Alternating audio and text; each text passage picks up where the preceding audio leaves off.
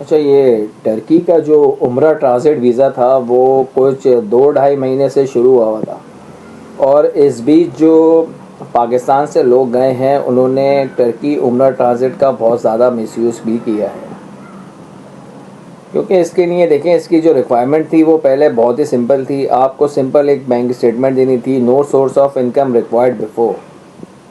इसके अलावा एक टर्किश एयरलाइन का कंफर्म आपको टिकट देना था, मतलब परचेज हुआ हुआ टिकट, कंफर्म टिकट देना था, और उम्रा का वीज़ा देना था, जो कि everyone can get very easily. अच्छा, अब जो कि पाकिस्तानियों ने इस वीज़े का बहुत मिसयूज़ किया है। अब मिसयूज़ का वर्ड से आप समझ सकते हैं कि मैं क्या कहना चाह रहा हूँ। तो अभी जो नई रिक्वायरमेंट है वो बहुत ही स्ट्रिक्ट हो गई है, इवन उम्रा ट्रांजिट के लिए भी। अब जो है रिक्वायरमेंट कुछ इस तरह है कि आपको जो डॉक्यूमेंट टूरिज़्म के लिए रिक्वायर्ड थे वही डॉक्यूमेंट आपको उम्रा ट्रांजिट के लिए भी रिक्वायर्ड होंगे।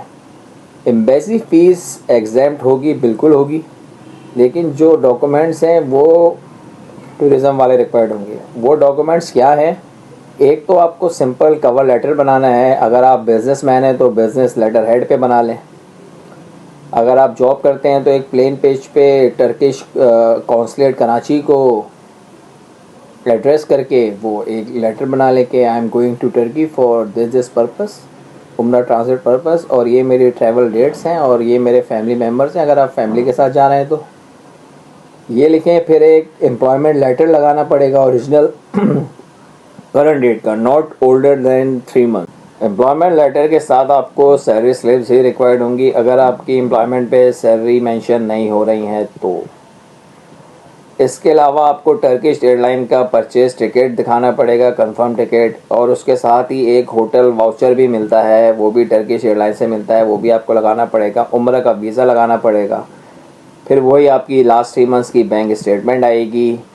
एफआरसी, अगर आप फैमिली मेम्बर्स के साथ ट्रैवल कर रहे हैं या नहीं कर रहे हैं, एफआरसी रिक्वायर्ड है। अगर आप मैरिड हैं तो मैरिड वाला एफआरसी चाहिए होगा, जिसमें आपकी वाइफ और बच्चे वगैरह आ रहे होंगे। अगर आप सिंगल हैं तो फिर पेरेंट्स वाला, सिबलिंग्स, जिसमें आपके शो हो रहे होंगे, वो लगाना पड़ेगा। उसके अलावा पासपोर्ट्स की कॉपीज़ आर वेरी इंपॉर्टेंट।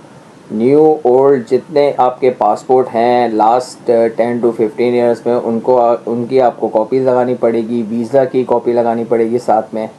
जहाँ जहाँ आपने ट्रैवल किया है वो सब कुछ आपको लगाना पड़ेगा, क्योंकि अब जो है रिक्वायरमेंट वो अलग है। ये तो हो गई कि अगर आप जॉब करते हैं तो ये रिक्वायरमेंट है। अगर आप सिंपल बिजनेसमैन हैं तो आपका जो एडिशनल होगा वो एनटीएन होगा, और एफबीआर के डॉक्यूमेंट्स वगैरह, टैक्स रिटर्न जो लास्ट 2 ईयर्स के चाहिए होते हैं, रिक्वायर्ड होते हैं। इसके अलावा जो रिक्वायरमेंट है वो ऑलमोस्ट सेम है, जस्ट लाइक टूरिज़्म, लेकिन इसके लिए आपको परचेज टर्किश एयरलाइन का टिकट दिखाना पड़ेगा जब भी आपका टूरिज़्म अप्लाई होगा। और वन मोर थिंग जो बहुत ज़रूरी है, अगर आपका लास्ट 3 मंथ्स में टर्किश किसी भी कैटेगरी का वीज़ा रिजेक्ट हुआ है तो आप उम्रा ट्रांजिट अप्लाई नहीं कर सकते। ये सबसे इम्पोर्टेंट अपडेट है। और कल मंडे से अगर जो भी केसेस आएंगे वो न्यू पॉलिसीज़ के हिसाब से सबमिट होंगे। इस वीडियो को ज़्यादा से ज़्यादा शेयर करें ताकि जितने भी लोग टर्की जा रहे हैं उनको आराम से, मतलब कोई प्रॉब्लम ना हो उम्रा ट्रांजिट की। और यही अपडेट थी जो कि बहुत इम्पोर्टेंट थी। और अपना बहुत ज़्यादा ख्याल रखिएगा। वीडियो को लाइक करें, शेयर करें, हमारे चैनल को ज्वाइन करें। अपना बहुत ज़्यादा ख्याल रखें। Good bye.